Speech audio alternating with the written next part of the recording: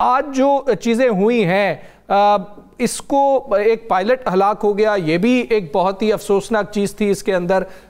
इतनी गैर जिम्मेदारी कैसे हो सकती है? कुछ आपने वो वीडियोस देखी होंगी जो ऑयल लीक होने की आई थी और उनकी एयरफोर्स ने डिनाई कर दिया था कि जी ऐसा कुछ हुआ ही नहीं है, और आज आपने भी वो वीडियो देखी है, डिस्कस भी की होगी मुख्तलिफ लोगों के साथ। आपने क्या एनालाइज किया, ये हुआ क्या है वहां पर?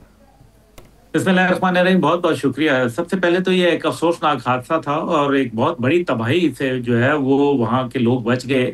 दुबई का अंदर ये पहला वाकया है दुबई एयर शो का कि कोई जहाज क्रैश किया। इससे पहले तेजा जो था वो 2021 के अंदर जो है वो राजस्थान में क्रैश किया था। और बुनियादी तौर पे ये हॉल जो कि हिंदुस्तान एरोनॉटिक लिमिटेड है, कंपनी है, ये उन्होंने 1980 के अंदर एक प्रोजेक्ट जो है वो शुरू किया था। ये डेल्टा विंग कहलाता है जहाज, क्योंकि ये त्रिकोण शेप के अंदर होता है, जो कि बहुत पुरानी टेक्नोलॉजी है। ज्यादातर दुनिया अब डेल्टा विंग को पसंद नहीं करती। हाउएवर देखें, इसके बाद 2001 के अंदर इसकी जो है वो टेस्ट परवाज हुई। उसके बाद ये जहाज मल्टीपल इश्यूज का शिकार रहा और उसके बाद 2015 के अंदर इसको बकायदा सर्विस में इंडक्ट किया गया। लेकिन उनके एयर चीफ, छोड़ दें आप मैं या दीगर दुनिया को, लेकिन air chief of Indian air force जो है वो ये कहता है, अमरप्रीत सिंह, जिसके अंदर सबसे ज्यादा चार्जशीट जो उसने की कि ये एक बेहुदा जहाज है, इसके मसाइल हैं, मुश्किलात हैं और ये हमें मुयस्सर नहीं आ रहा। और ये बुनियादी तौर पे मिग 21 को जो है वो रिप्लेस करने के लिए बनाया गया था। लेकिन अभी इसका जो जनरल इलेक्ट्रिक के साथ अमेरिका, क्योंकि इसके अंदर इंजन जो है वो जनरल इलेक्ट्रिक कंपनी के हैं और उसको अमेरिका के साथ अभी इन्होंने साइन किया है 113 इंजन देने का, और ये 2028 में मिलना शुरू होंगे। अब इस सारी सूरत हाल के ऊपर जो है वो, क्योंकि भारत को पाकिस्तान मार्के के बाद जो है बहुत ज्यादा जिल्लत और रुसवाई का सामना था, रही सही कसर जो थी वो डोनाल्ड ट्रंप साहब ने पूरी कर दी थी मुतअद्दिद बार उनका ये जहाजों के मुतालिक बात करके। लेकिन हुआ ये कि तेजा जो है इसके अंदर बुनियादी टेक्निकल फॉल्ट्स हैं बहुत ज्यादा, जो कि हिंदुस्तान एरोनॉटिक्स को जो है वो अभी तक उसको ठीक करने में नाकाम रही है। अब ये तकरीबन $82 बिलियन का एक प्रोजेक्ट उन्होंने बनाया, जो एक तो टाइम जो है बार्ड हो चुका है, बहुत पुराना हो चुका है, इसके अंदर एवियोनिक्स जो है वो पुराने हैं और फिर जाहिर है डिजाइन के भी फॉल्ट्स हैं।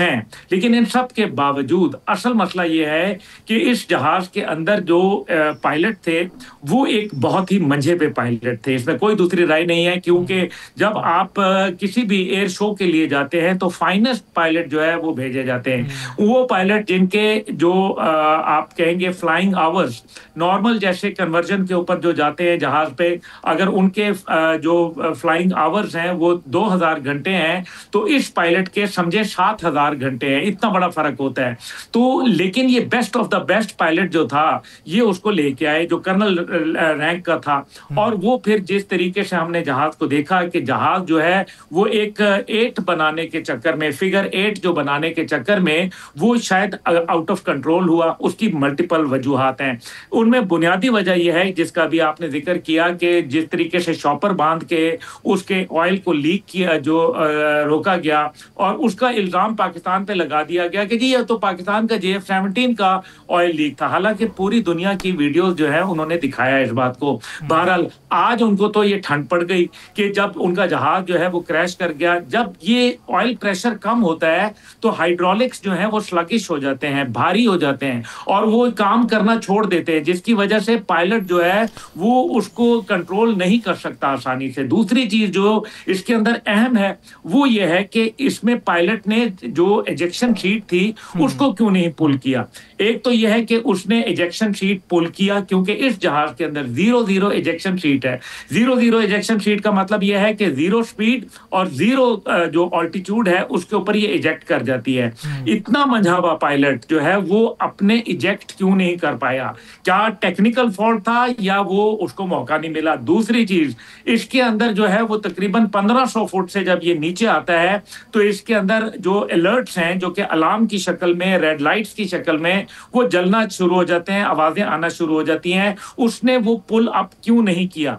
तीसरी चीज जो है वो इसके एवियोनिक्स हैं, जिसने उसको ये नहीं बताया कि ये जहाज जो है ये जमीन की तरफ जा रहा है या आसमान की तरफ जा रहा है। यानी कि तमाम चीजें जो है वो टेक्निकल फेलियर को ज्यादा जो है वो सपोर्ट करती हैं इस सूरत में। अब जो तेजा का मसला ये है, अब्दुल्ला गुल साहब, ये तो सारी चीज़ें चल रही हैं और आपने भी बड़ी तफसील से बता दी हैं। अल्हम्दुलिल्लाह पाकिस्तान के ख़िलाफ़ हर साजिश भी नाकाम होती है और भारत को बेशक ये एक अफसोसनाक वाक़या है, एक पायलट उसमें अपनी जान की बाजी हार गया, चला गया, कोई शक नहीं है। लेकिन अगर ये कामयाब हो जाते तो इनका हर रवैया, हर जो चीज़ थी वो पाकिस्तान के ख़िलाफ़ ही होनी थी ना। पाकिस्तान को तो हमेशा हर महाज पे कामयाबी मिली है और मिलती रहेगी। इस एक जहाज़ की तबाही के बाद आप भारत का आगे आने वाला वक्त कैसा देख रहे हैं? क्योंकि उनकी अब असले की ख़रीदारी भी तकरीबन ना होने के बराबर रह जाएगी और दुनिया में जितनी उनकी रसवाई पहले थी उससे कई गुना ज़्यादा हो जाएगी। जी, बहुत अच्छी बात आपने कही। अल्लाह तो देखे ना, वता इज्जो मंतशा वता जिल्लो मंतशा, पाकिस्तान को तो अल्लाह ने इज्जत दी है। अब देखें, बात यह है कि हिंदुस्तान एरोनॉटिक्स जो है उसके शेयर जो है वो आज तकरीबन 3% दुनिया में गिर गए हैं। इससे पहले जब रफेल गिरे थे तो उस टाइम पे 26% जो है डिसॉल्ट एविएशन जो कि मैन्युफैक्चरर है उसके पे गिर गए थे। अब लेकिन सबसे बड़ा इशू क्या आ रहा है? इशू ये आ रहा है कि कोई दुनिया का जो तैयारा साज कंपनी है वो भारत को जहाज देने से कतरा रही है। इवन F-35 के लिए लॉकहीड मार्टिन जो उसका मैन्युफैक्चरर है वो ये कह रहा है कि इनको मत दो, क्योंकि इनके जो पायलट्स हैं वो बुनियादी तौर पे वेल ट्रेंड नहीं है, वो मॉडर्न ट्रेनिंग का उन्होंने जो है उनको कोई अलिफ बे भी नहीं मालूम, और अगर ये कोई जहाज गिराएंगे तो नतीजा जो है बेइज्जती की सूरत में उनको उठाना पड़ेगा। मिराज 2000 हो गए, शखुई हो गए, और जो आपका MiG-29 फाल्करम हो गया, जिस तरह से पाकिस्तान ने मार गिराए, पहले ही दुनिया में बड़ी जग हसाई हो गई है। अब अगर ये एयर शो कामयाब की तो बात ही नहीं है। मैं थोड़ा सा राना साहब, मैं आपको बताऊं कि F-35 के बाद जो दुनिया का एक नंबर 1 तैयारा समझा जाता है अमेरिका का, उसके बाद जो एयर शो में डिस्प्ले करने का मौका मिला वो पाकिस्तान के अल्हम्दुलिल्लाह JF-17 थंडर को मिला। और उस थंडर की इतनी थंडर थी कि आप देख लें कि भारतीय पायलट्स का तांता बंधा रहा और उसके साथ सेल्फियां और तस्वीर जो है वो खिंचवाते रहे। पाकिस्तान स्टॉल के ऊपर आ गए उस जहाज को देखने के लिए जिन्होंने इनके एक सुपीरियर राफेल तैयारे को और दीगर जहाजों को मार गिराया। ये है वो असल कहानी जिसके लिए भारत का अब जो रुसवाई हुई है, जिससे उसकी असले की खरीदारी जो $89 बिलियन तक पहुंच चुकी है, उसको जो है एक दफा हॉट लगेगा। अच्छा, ये एक तो ये पहलू है, लेकिन राणा साहब दूसरा अहम पहलू है करप्शन का। आपको याद होगा, आपको तो बिल्कुल याद होगा कि बोफर गन स्कैंडल हुआ था राजीव गांधी के दौर में, और उसके अंदर करप्शन जो थी वो हुई। फिर INS विक्रांत के अंदर जो है वो करप्शन हुई। फिर उसके बाद जो है वो राफेल के अंदर 1750 करोड़ की करप्शन हुई।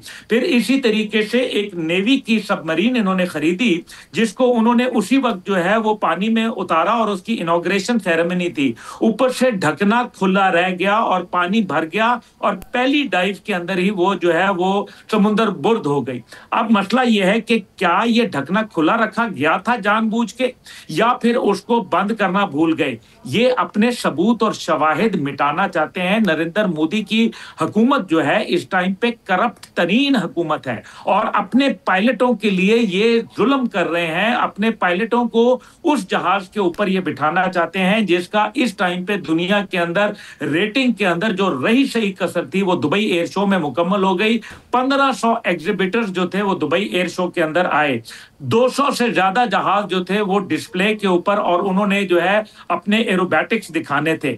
उसके अंदर तेजा का पहले तेल लीक हो जाना, उसकी वीडियो आ जाना और उसके बाद उस जहाज का क्रैश हो जाना, इट प्रूव्स के भारत के पायलट्स भी निकम्मे हैं, उनकी एरोनॉटिक्स भी जो है वो निकम्मी है, उनकी ग्राउंड इंजीनियरिंग जो है वो बिल्कुल काबिले भरोसा नहीं है और साथ ही साथ उनकी रिप्यूट, ये जहाज नहीं गिरा, ये बल्कि भारत का जो है अर्थी जो है वो जमीन पे आके गिरी, जिसकी चिता को आग लग गई।